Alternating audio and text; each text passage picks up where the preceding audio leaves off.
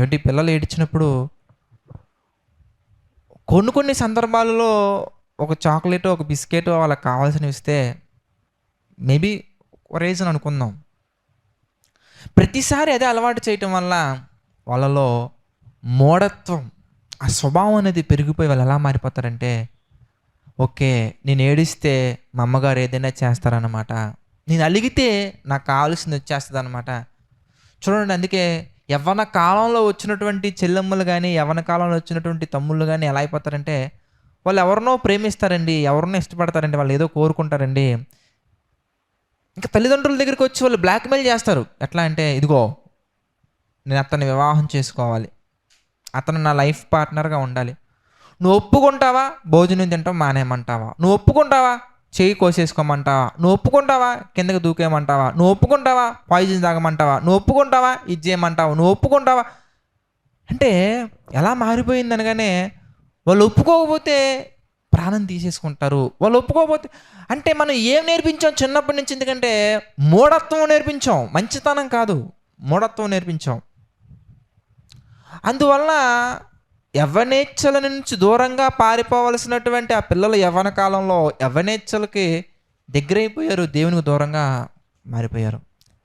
అలా మారిపోవడం వల్ల ఏమైంది ఇంతకీ అనగానే, వాళ్ళ జీవితంలో ఏమండి 19 సంవత్సరాల వయసుకి 18 సంవత్సరాల వయసుకి ఒక ఖైదీగా జైల్లో ఉండవలసిన అవసరం ఎందుకు వస్తుంది? నేటి కాలంలో పిల్లలకి ఏం తెలుసని, ఏం అర్థమవుతుందని పోలీస్ స్టేషన్కి వెళ్ళి రిజిస్టర్ వివాహాలు చేసుకుంటున్నారు. ఆలోచించండి. పోలీస్ స్టేషన్లలో తల్లిదండ్రుల మీద కంప్లైంట్ ఇస్తున్నారంటే, తల్లిదండ్రుల మీద రివర్స్ కేసెస్ పెడుతున్నారంటే వాళ్ళకి ఏం అర్థమవుతుంది, ఏమి నేర్చుకుంటున్నారు, ఏం జరుగుతుందని మనం ఆలోచిస్తే, బాలుడు నడవవలసిన త్రోవ ఒకటి ఉంది, ఆ త్రోవలను నడిపించకుండా నీ బిజినెస్ అంటూ, నీ పనులంటూ, నీ యొక్క ఆలోచనలంటూ, నీ బాధ్యతలంటూ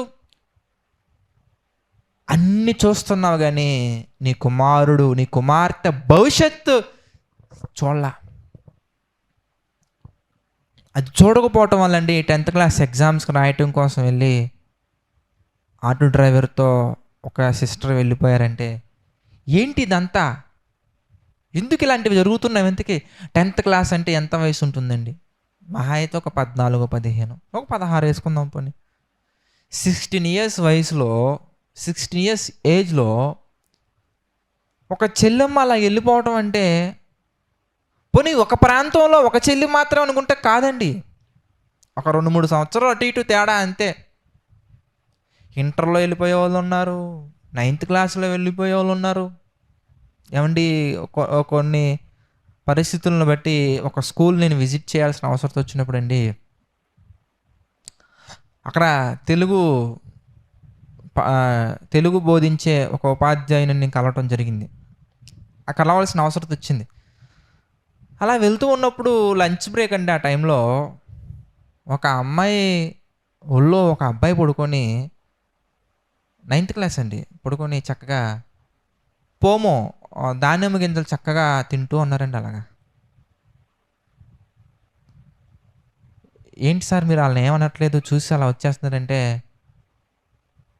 మీరు అలా అనకూడదండి, నేను వెళ్ళి వాళ్ళని గద్దిస్తే నేను వాళ్ళని కొట్టేశానని చెప్పేసి నా మీద కేసు పెడుతున్నారండి. ఆల్రెడీ 2-3 సార్స్ మీద అలాంటి చర్యలు తీసుకోవడం జరిగింది, పిల్లల్ని ఏమనొద్దని. వాళ్ళని ఏమన్నా కానీ వాళ్ళు నేరుగా కంప్లైంట్ ఇస్తున్నారు. మనం ప్రూఫ్స్ చూపించినా కానీ వాళ్ళు మానసికంగా దెబ్బతింటారు, వాళ్ళని ఏమనొద్దని అంటున్నారండి, స్టూడెంట్స్ అంటున్నారండి అని చెప్పేసి మాట్లాడుతున్నారండి.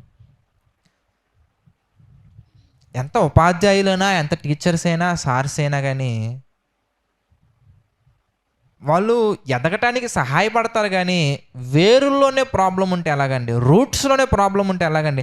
వాడు బాలుడుగా ఉన్నప్పుడు నడవలసిన త్రోవను నేర్పించకపోవటం వల్ల దూరంగా ఉండవలసినటువంటి వయసులో, యవ్వన కాలంలో దూరంగా ఉండవలసినటువంటి వయసులో అలాంటి పరిస్థితులకు దిగజారుతున్నారంటే ఏం చెప్పాలి, ఎలా మాట్లాడాలి? వీళ్ళే కదా రేపొద్దున మళ్ళీ పారిపోయేది, వీళ్ళే కదా రేపొద్దున పోలీస్ స్టేషన్లో మనకు కనిపించేది, వీళ్ళే కదా మనకి ఏవేవో మనకి చూస్తూ కనిపించేది. వీళ్ళే కదా న్యూస్ మీడియాలో మనకు కనిపించిన తర్వాత తర్వాత ఆ పాపే కదా వాడు నన్ను మోసం చేశాడని చెప్పేసి మీడియా ముందు వచ్చి ఏడ్చేది, లేదా వీడే కదా ఆ అమ్మాయి నన్ను మోసం చేసిందని చెప్పేసి కోర్టుల చుట్టూ తిరిగేది.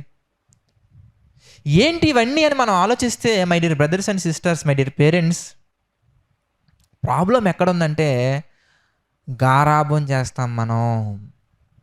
ఏమంటే ప్రతి తల్లి కూడా, ఇది ఎక్కడ కాంపిటీషనో నాకు తెలియదులే కానీ, తండ్రి కంటే గొప్పగా పిల్లల దృష్టిలో పేరు సంపాదించుకోవడం కొరకు ప్రయత్నిస్తారండి. ప్రతి తండ్రి కూడా అదేంటో కానీ తల్లి కంటే గొప్పగా పేరు సంపాదించుకోవడం కొరకు ప్రయత్నిస్తారండి. మిగిలిన పేరెంట్స్ కంటే మేమే నిన్ను బాగా చూసుకుంటున్నామని పేరు సంపాదించుకోవడం కొరకు ట్రై చేస్తారండి. మిగిలిన చుట్టాల కంటే నేనే బాగా చూసుకున్నానని పేరు సంపాదించుకోవడం కోసం ప్రయత్నిస్తారండి. ఇలా ప్రయత్నించి అందుకే దేవుని యొక్క వాక్యము ఒక మాట స్పష్టంగా మనతో తెలియచేస్తూ ఉంది. రోమీలకు రాసినటువంటి పత్రికలో 10వ అధ్యాయంలో ఒక మాట చూద్దాం ప్రియులారా. రోమీలకు రాసినటువంటి పత్రిక 10వ అధ్యాయంలో 3వ వచనం మనం చూద్దామండి. రోమీలకు రాసినటువంటి పత్రిక 10వ అధ్యాయము 3వ వచనం మనం చూస్తే, ఏలయనగా వారు దేవుని నీతిని ఎరుగక తమ స్వనీతిని స్థాపింపబూనుకొనుచు దేవుని నీతికి లోబడలేదు. అంటే ఏం చేస్తున్నారు ఇంతకీ అంటే, దేవుని నీతిని స్థాపించాల్సినటువంటి కుటుంబంలో, దేవుని నీతిని స్థాపించవలసినటువంటి, దేవుని నీతిలో కొనసాగవలసినటువంటి ఒక తల్లి, ఒక తండ్రి, ఒక అన్నయ్య, ఒక చెల్లెమ్మ, ఒక కుటుంబ సభ్యులు స్వనీతిని,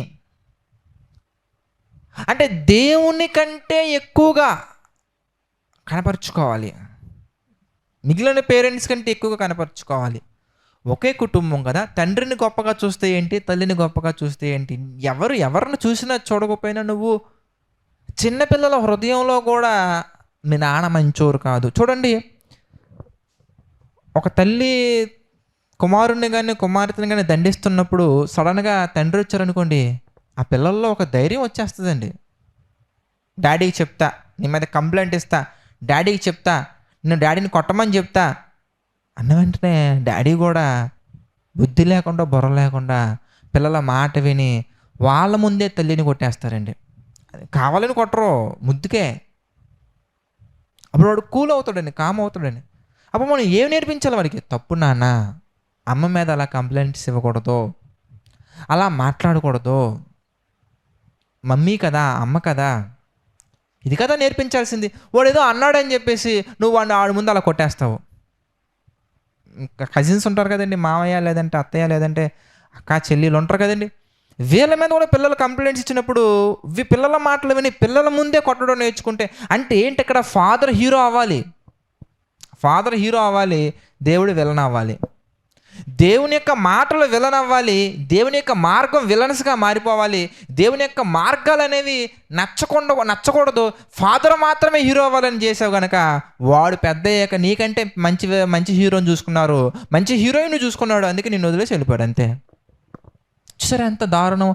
అంటే దేవుని నీతిని స్థాపించవలసినటువంటి కుటుంబ సభ్యులు, దేవుని నీతిని స్థిరపరచవలసినటువంటి మెంబర్స్ ఏం చేస్తున్నారయ్యా అంటే, స్వనీతి, నేనే గొప్ప, మమ్మీ కంటే గొప్పవాడిని, డాడీ కంటే గొప్పవాడిని, బ్రదర్ కంటే గొప్పవాడిని, సిస్టర్ కంటే గొప్పవాడిని, మామయ్య కంటే గొప్పవాడిని, అత్తయ్య కంటే గొప్పవాడిని, వీళ్ళకంటే గొప్పవాడిని, వాళ్ళకంటే గొప్పవాళ్ళని దేవుని మార్గములో నడిపించవలసినటువంటి వారు ఏం చేస్తున్నారంటే, పిల్లల మార్గంలో వెళ్ళటం, లేదంటే తల్లిదండ్రుల మార్గంలో తీసుకెళ్ళిపోవటం, లేదంటే ఒక కొత్త మార్గాన్ని సిద్ధపరుస్తున్నారండి.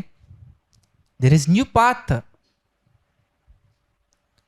అంటే దేవుడు ఏం చెప్పారు, ఏం చెప్తున్నారు, మనం ఏం చేస్తున్నాం అనేది పట్టించుకోం. అసలు వీటి మీద అవగాహన లేకుండానే, పిల్లల్ని ఎలా పెంచాలనే వాటి మీద అవగాహన లేకుండానే పిల్లలకి ప్లాన్ చేసుకొని, పిల్లలు పుట్టిన తర్వాత వాళ్ళని ఎలా పడితే అలాగా కేర్లెస్గా పెంచే తల్లిదండ్రులు కూడా ఉన్నారు. వాళ్ళని పట్టించుకోరండి. కొంతమంది అయితే ఎవరో ఒకరి దగ్గర పడేసి వెళ్ళిపోతారు అంతే. కొంతమంది హాస్టల్లో వేసేస్తారండి. కొంతమంది మరీ దారుణం, హాస్టల్లో వేసేసి వెళ్ళిపోతారు అంతే. ఎక్కడికి వెళ్తున్నారు ఇంతకీ? సంపాదన. ఏం సంపాదించాలి? వాడి భవిష్యత్తు కోసమేగా. వాడి భవిష్యత్తు కోసం ఆలోచించినటువంటి నీవు, ఆమె భవిష్యత్తు కోసం ఆలోచించినటువంటి నీవు, నీ నీడలో నీ నీడలో దేవుని చూపులలో దేవుని కనుసన్నలలో పెరగవలసినటువంటి వారు అక్కడ నువ్వు హాస్టల్లో పడేస్తే ఎన్ని బూతులు నేర్చుకుంటారు, ఎన్ని దొంగతనాలు నేర్చుకుంటారు, ఎన్ని గోడలతో కూడా నేర్చుకుంటారు, ఎన్ని అబద్ధాలు నేర్చుకుంటారు, ఎన్ని క్రిమినల్ థాట్స్ నేర్చుకుంటారు, నీ మీద ఎంత ద్వేషం పెంచుకుంటారు, నీ మీదే ద్వేషం పెంచుకుంటారు. ఎందుకంటే మా అమ్మకి మా నాన్నకి నాకంటే సంపాదన ఎక్కువైంది. తర్వాత అన్నం తినేటప్పుడు లేదా అన్నం తినిపించేటప్పుడు నీ ఎమోషనల్ డైలాగ్స్ కొన్ని ఉంటాయి. నీకోసం నేను రెక్కల మొక్కలు చేసుకొని అక్కడ ఎండలో అలా కష్టపడుతున్నా, ఇక్కడ ఎంత కష్టపడుతున్నా, నీ కొరకు నేను అది చేశా ఇది చేశా, ఎంత చేసావు కానీ నీకు అంత ఎనర్జీ ఇచ్చిన దేవుడి గురించి చెప్పవా? దేవుని కృపను బట్టి నేను ఎంత పని చేయగలిగానన్నా, దేవుని కృపను బట్టి నేను ఇన్ని పనులు చేయగలిగానన్నా, దేవుని కృపను బట్టి మనం ఎంత గొప్పవాళ్ళగా అయ్యానని మనం చెప్పగలుగుతున్నాం. ఇంతకీ ఇలాంటి ఏవి నేర్పించమండి, ఇలాంటి ఏవి చెప్పవండి. ఏం చెప్తామయ్యా కేవలం అంటే నువ్వు హీరో అవ్వాలంతే, నువ్వు నీ కుమారుల దృష్టిలో హీరో అవ్వాలంతే. My dad is my hero అనాలి, my mom is my hero అనాలి, my mom is best friend అనాలి. యేసుక్రీస్తు కదా నిజమైన స్నేహితుడు, దేవుడు కదా నిజమైన స్నేహితుడు, దేవుడు కదా విడువక ప్రేమించేది, దేవుడు కదా నువ్వు నిద్రించినా కానీ నీ కుమారు పట్ల కుండుకొక నిద్రపోకుండా కాపలాగా వేసేది, నీ కుమారుడు కానీ దేవుడు కదా నీ కుమారుని చుట్టూ దేవదూతలను కంచిగా పెట్టేది, దేవుడు కదా. నీ కుమారునికి ఏదైనా యాక్సిడెంట్ అయితే నువ్వు ప్రార్థన చేసేది దేవునికే కదా. మరి నీ గొప్పతనం ఏంటి? ఇంతకీ దేవుని చేత వాడబడుతున్నటువంటి ఒక సాధనమే నీవు. దేవుని చేత దేవుడు ఇచ్చినటువంటి బహుమానాన్ని పెంచడానికి నువ్వు ఒక పాత్రగా ఉన్నావే తప్ప నువ్వు దేవుని కంటే గొప్ప ఎలా అవుతావు? ప్రార్థన నేర్పించమండి, బైబిల్ రీడింగ్ నేర్పించమండి, దేవుని కొరకు పాట పాడి దేవుని మహిమపరచడం నేర్పించమండి. 20 years 25 years ఉంటాయి ఒక్కొక్క చెల్లికి ఒక్కొక్క తమ్ముడికి. రోడ్డు మీద గాడిద గొంతు వేసుకుని సినిమా పాటలు పాడతారు కానీ దేవుడిచ్చినటువంటి స్వరంతో ఒక్క పాట పాడరండి. పాడమంటే అయ్యో నాకు రాదండి,